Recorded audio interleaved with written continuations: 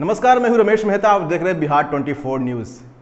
लोकसभा चुनाव खत्म हो चुका है। अब लोगों को इंतजार है तो उस बक्से की जो 4 तारीख को खुलने वाली है, जिसमें कितने की फ्यूचर कैद है और वो बक्सा कल खुलने वाला है।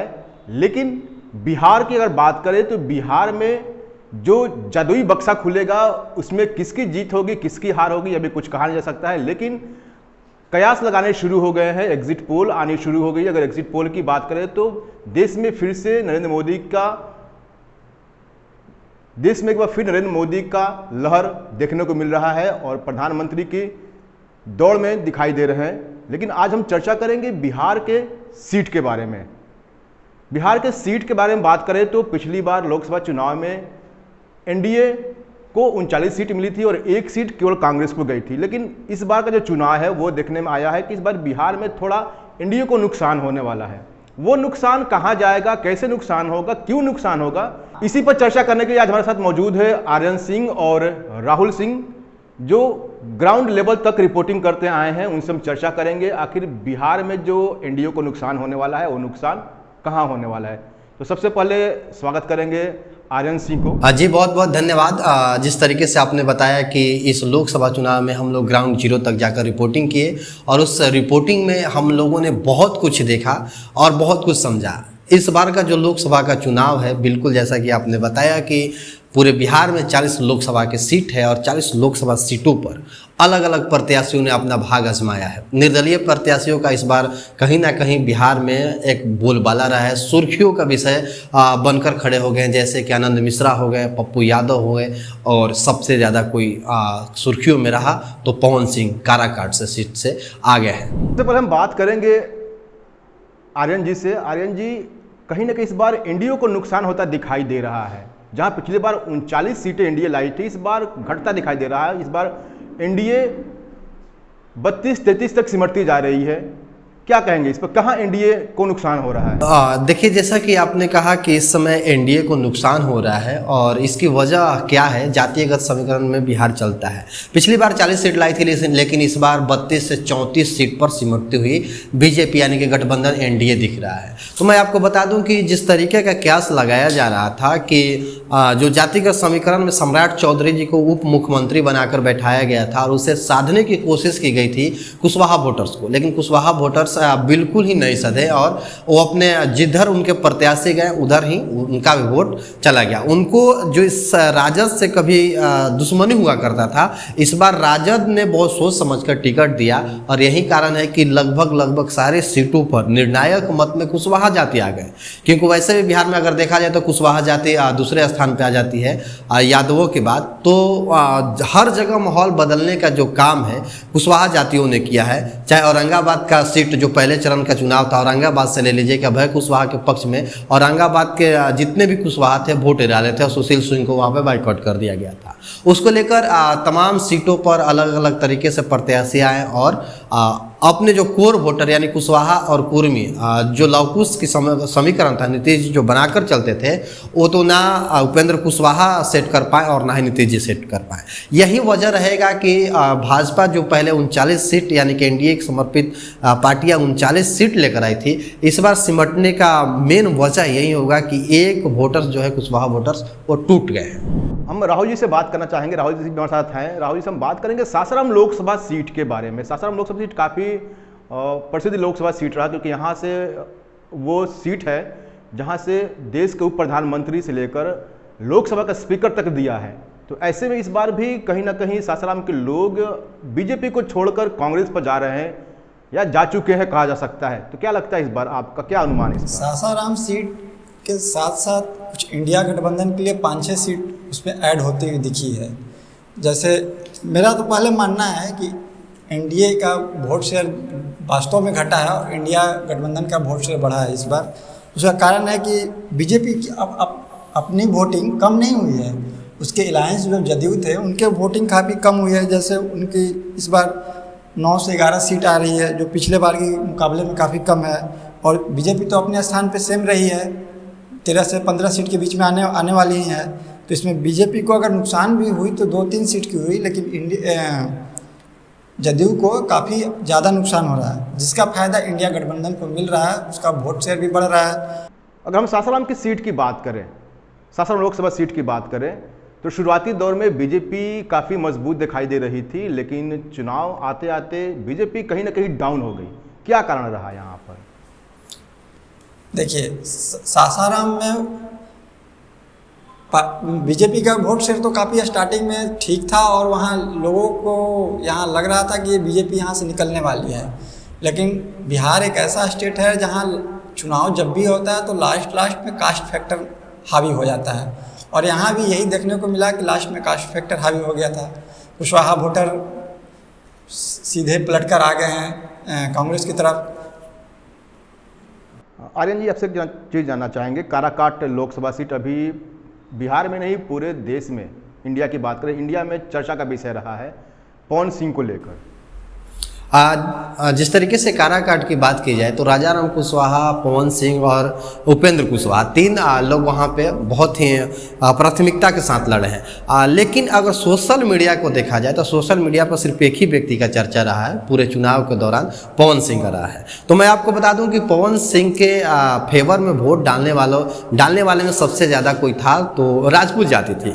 लेकिन एक तरह यह भी माना जाता है कि राजपूत जाति आज भी कहीं ना कहीं थोड़ा दम तो रखती ही है कि और वोटरों को कन्वर्ट अपने तरफ करा दिया जाए, क्योंकि पवन सिंह के जो समर्थक थे उनको मालूम था कि कुशवाहा वोट कभी नहीं देंगे, तो कुशवाहा पर पवन सिंह का कोई भी मतलब ये फैक्टर, मतलब यूं कहिए कि कुशवाहा के लिए उन्होंने मेहनत किया ही नहीं। हाँ, यादव के लिए क्या, तो अगर सूत्रों के हवाले से अगर मैं आपको बता दूं तो विधायक डब्लू सिंह जी हों या कांति सिंह जी हो, कहीं ना कहीं अंदर से पवन सिंह का समर्थन में ये लोग थे।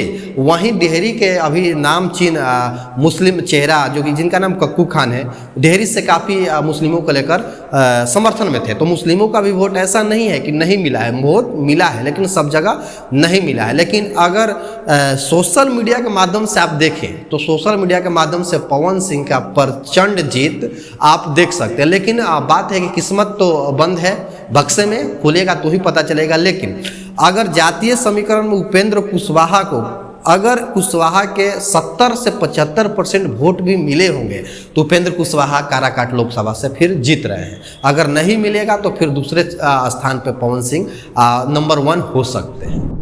आर्यन जी, आपसे जानना चाहेंगे कि इस बार कई ऐसे सीट है जिस पर निर्दलीय प्रत्याशी खड़े हैं और उनका काफ़ी बोलबाला देखने को मिल रहा है, तो क्या लगता है कि इस देखिए, निर्दलीय प्रत्याशियों में हम लोग बात करते हैं सिवान, पूर्णिया, बक्सर और काराकाट का जो निर्दलीय सीट रहा है काफ़ी ही हॉट रहा है, और हॉट इतना रहा है कि केंद्र के सारे नेता कहीं ना कहीं चारों सीट पर अपना पूरा दम आजमा लिए हैं। और सिवान की बात किया जाए तो शहाबुद्दीन जी की पत्नी जो हिना जी है, राजद का खेल वहां पर संपूर्ण रूप से बिगाड़ चुकी है। अब आ जाते हैं हम लोग पूर्णिया में, जो एक तो पप्पू यादव कांग्रेस में ज्वाइन करते हैं लेकिन कांग्रेस की टिकट नहीं मिलती है, तो पुनः राजद का खेल बिगाड़ने के लिए निर्दलीय प्रत्याशी बन जाते हैं और त्रिकोणीय श्रृंखला वहां पे भी हो जाता है। पूरा दम के साथ पप्पू यादव भी लड़े हैं और पार्टी का जो गाइड था, जो रूल था, जो नियम था, सब कुछ तोड़कर इनको ये धज्जियां उड़ाकर पार्टी के विपक्ष जाकर लड़े हैं। और अब हम लोग आ जाते हैं 2 सीट जो बहुत ही महत्वपूर्ण रहा है। एक सीट तो है बक्सर, जो कि आनंद मिश्रा को बीजेपी ही बुलाती है कि आइए बक्सर से और आप राजनीति में आप सक्रिय हो जाइए, लेकिन बीजेपी ना जाने क्यों मिथिलेश तिवारी को टिकट दे देती है। और मिथिलेश तिवारी को टिकट जैसे ही मिलता है, आनंद मिश्रा वहां पे अपना चुनावी शंखनाद कर देते हैं और बिल्कुल ही वातावरण चेंज हो जाता है। लेकिन दुर्भाग्य की बात यह है कि आनंद मिश्रा जितने दम के साथ चुनाव लड़े थे वहां पर राजपूत वोटर्स उनके तरफ इसलिए नहीं जा पाएंगे क्योंकि वहां पे सुधाकर सिंह भी, जो कि जगतानंद बाबू के लड़के हैं, वो भी लड़ रहे हैं। कयास ऐसा भी लगाया जा रहा है कि दोनों के बीच में कहीं सुधाकर सिंह को फायदा ना हो जाए, क्योंकि जैसे कि ब्राह्मणों का बहुल क्षेत्र रहा है आपका बक्सर, वैसे ही उसके बाद कहीं ना कहीं राजपूतों की संख्या भी बहुत ज्यादा है। अगर राजपूत साथ दे दिए कहीं सुधाकर सिंह का, तो आनंद मिश्रा जो है मिथिलेश तिवारी और सुधाकर सिंह का दोनों का काम बिगाड़ेंगे। और देखना यह भी हो सकता है कि क्या आनंद मिश्रा के तरफ लोग गए हैं या नहीं। लेकिन यहाँ पे बीजेपी को करारा झटका कोई दिया है तो आनंद मिश्रा है। अब सबसे बिहार नहीं पूरे देश का कोई हॉट सीट सबसे ज्यादा बना है तो काराकाट लोकसभा क्षेत्र। मैं आपको बता दूं कि काराकाट लोकसभा क्षेत्र में केंद्र के सभी नेता, जितने भी बड़े नेता थे, दिग्गज नेता थे, काराकाट लोकसभा में आ गए। चाहे प्रधानमंत्री नरेंद्र मोदी हो, अमित शाह हो या राजनाथ सिंह हो।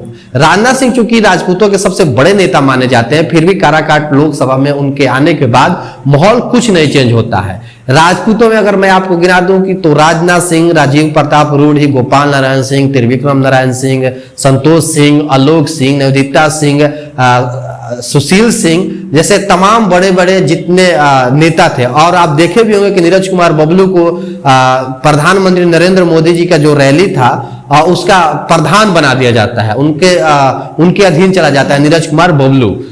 उसके बाद लवली आनंद जो कि राजपूतों के नेता थे, आनंद मोहन को माना जाता है, उनकी वाइफ भी पवन सिंह पर बहुत सारी टिप्पणी कर देती है। फिर भी पवन सिंह इतने दमखम के साथ चुनाव लड़े कि तीनों पार्टियों को कहीं ना कहीं, दोनों पार्टी जो थी एक खुद वो हो जाते हैं, दोनों पार्टियों को नाकों तले जो बोला जाता है कि चना चबवा देना, वही काम किया है। तो इस चुनाव में कहीं ना कहीं निर्दलीय पार्टियों का, निर्दलीय उम्मीदवारों का बोलबाला तो रहा है। चाहे रविंद्र सिंह भाटी को ले लीजिए, चाहे जयराम महतो को ले लीजिए, ये लोग काफी दम के साथ लड़े हैं। और ये एक बार बताए हैं लोकतंत्र में कि लोकतंत्र में अगर आपको लग रहा है कि पार्टी के बेस पर हम किसी को टिकट देंगे और वो जीत जाएगा, तो इस बार का जो चुनाव 2024 का 18वीं लोकसभा का चुनाव है, बिल्कुल अलग बना दिया है। अलग बनाने का सबसे बड़ा अगर किसी पर श्रेय जाता है तो रविंद्र सिंह भाटी, राजस्थान के रहने वाले, उन पे जाता है। उसके बाद आ जाते हैं पवन सिंह के बाद आनंद मिश्रा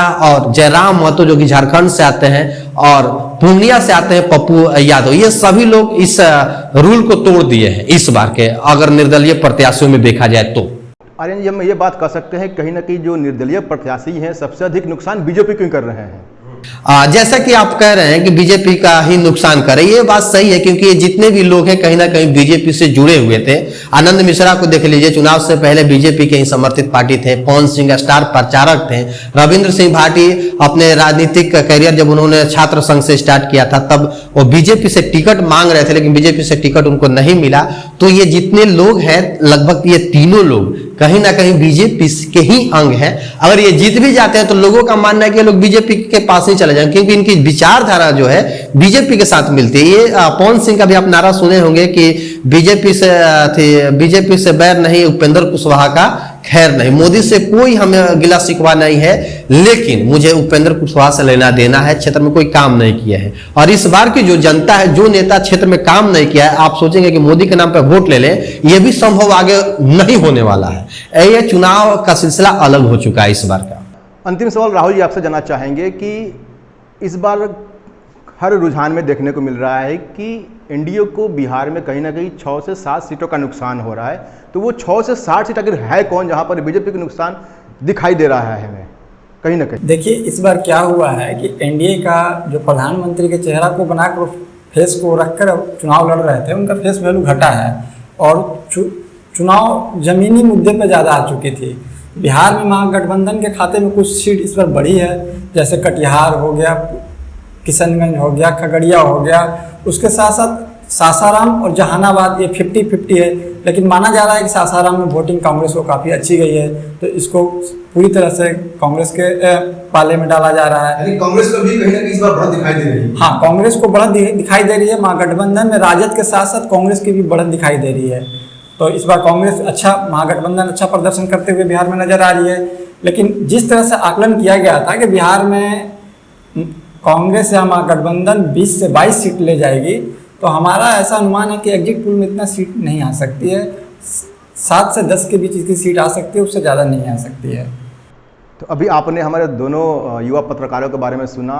साफ कहना है कि इस बार कहीं ना कहीं एनडीए को नुकसान हो रहा है और नुकसान करने में कहीं ना कहीं निर्दलीय प्रत्याशी जो है काफ़ी अहम भूमिका निभा रहे हैं। जहां बीजेपी कहती थी बिहार में इस बार हम 40 में 40 सीट लाएंगे, लेकिन इस बार कहीं ना कहीं 7 से 8 सीट का बीजेपी का नुकसान दिखाई दे रहा है।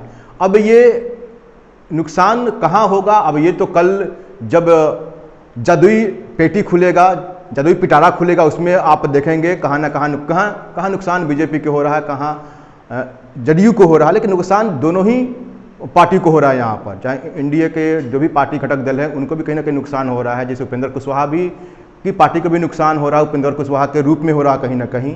तो 6 से 7 या 8 सीट इस बार एनडीए को नुकसान होने वाला है, और ये नुकसान कहाँ होगा हम कल देखेंगे। तब तक के लिए धन्यवाद। आप देख रहे हैं बिहार 24 न्यूज।